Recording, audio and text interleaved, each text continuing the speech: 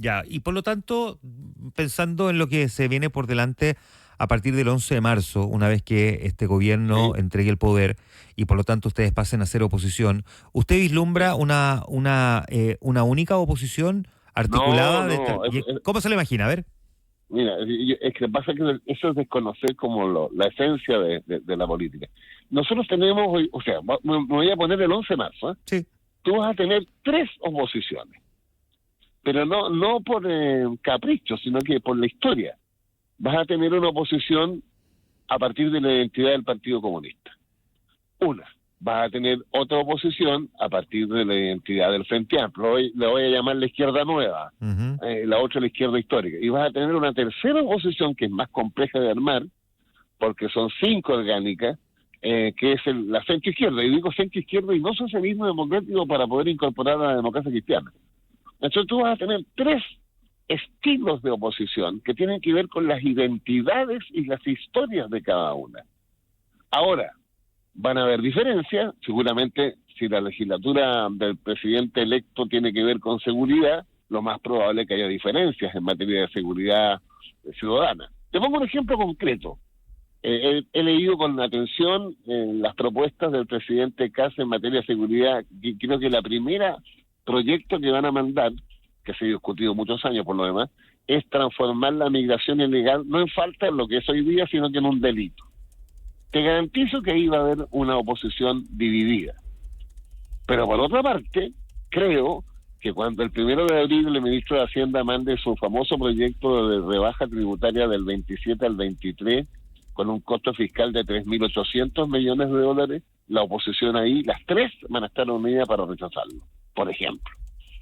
Además, Juan Manuel, acuérdate que tenemos un veranito de 2 años al menos, donde no hay elecciones. Y Claro. en consecuencia, las tres oposiciones van a tratar de recobrar la confianza y la mayoría ciudadana, perfilándose cada una de ellas.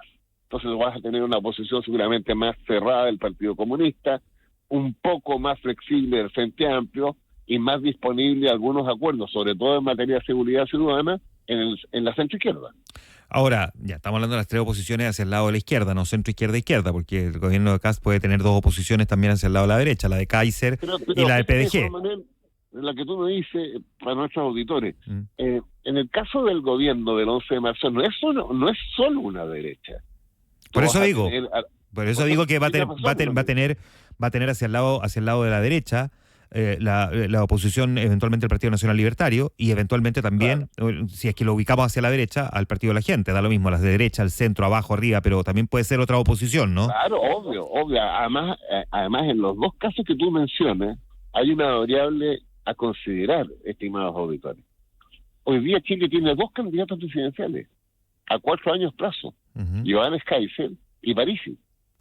Claro. Johannes Kaiser tiene 8 diputados y una senadora, y Parisi tiene 14 diputados. En consecuencia, esos bloques parlamentarios van a tener una política también en su función estratégica, que es consolidar para 4 años más a Parisi y a Kaiser.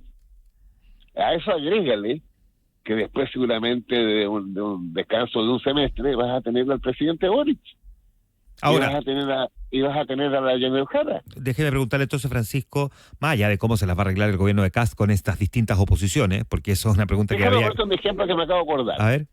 Fíjate que ayer leí en el Mercurio que en materia de la sala cuna ya hay diputados de derecha, de Renovación Nacional en particular, que le están pidiendo al gobierno, incluso la Jimena Sandón está pidiéndole al gobierno, este gobierno, que lo haga, y a su gente que vote en marzo.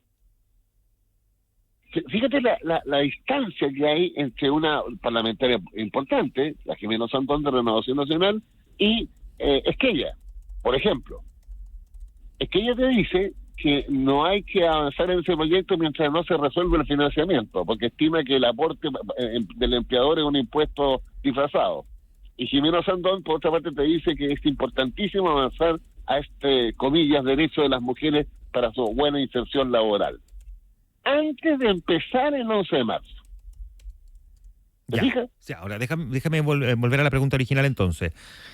Eh, Más allá de cómo se las va a arreglar el gobierno con distintas oposiciones, la pregunta es Sí. cómo consigue que la oposición que puede representarlo a usted, Francisco, es decir, del socialismo democrático, si se quiere, Sí, histórica concertación, no queda subsumida en un segundo o tercer plano y por lo tanto pasa a ser bastante intrascendente. Por eso es que hay quienes plantean que tienen que unirse como una sola oposición y otros en cambio que dicen hay que buscar nuestra propia identidad y hacer que esa identidad se destaque y brille. Y por eso es que ahí vemos a figuras como Raúl Soto de su propio partido que dice seremos oposición al gobierno en los temas en que no se quede, pero constructiva. ¿Cómo lo hacen para no quedar, digamos, como parte del paisaje y que sean otras las oposiciones que brillen más y destaquen entonces?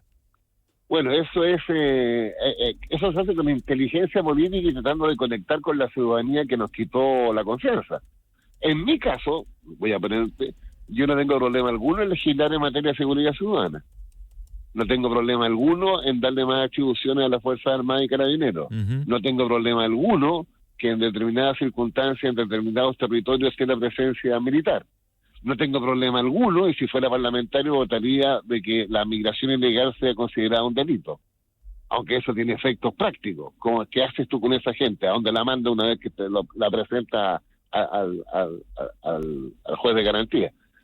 Pero, por otra parte, no tengo duda alguna que vamos a estar unidos en rechazar el corazón del gobierno. El corazón del gobierno, desde el punto de vista tributario, es que en estricto rigor, si yo sumo los 3.800 millones de dólares que implica la rebaja de primera categoría del 27 al 23, cifra, Juan Manuel, no del siglo, de Ignacio Briones, los 3.800 millones, te agrego los 15 millones de dólares si tú eliminas el pago de impuestos a las transferencias de acciones de capital.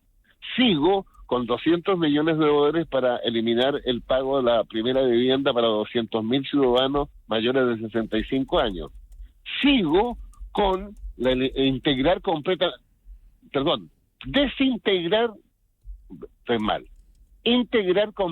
el sistema entre primera categoría y global complementario, lo que logró Bachelet en forma parcial. Eso debe ser 600, 700 millones de dólares. Te garantizo que la oposición, cuando estos números se expliquen, se aclaren, ¿cómo va a votar una concentración aún mayor del ingreso que la que nos reveló la CACEM? Si la gente en la CACEM se quedó con el titular, buen titular, ¿no? La pobreza disminuye del 20 al 17, pero nos siguió leyendo para abajo, hombre. Claro.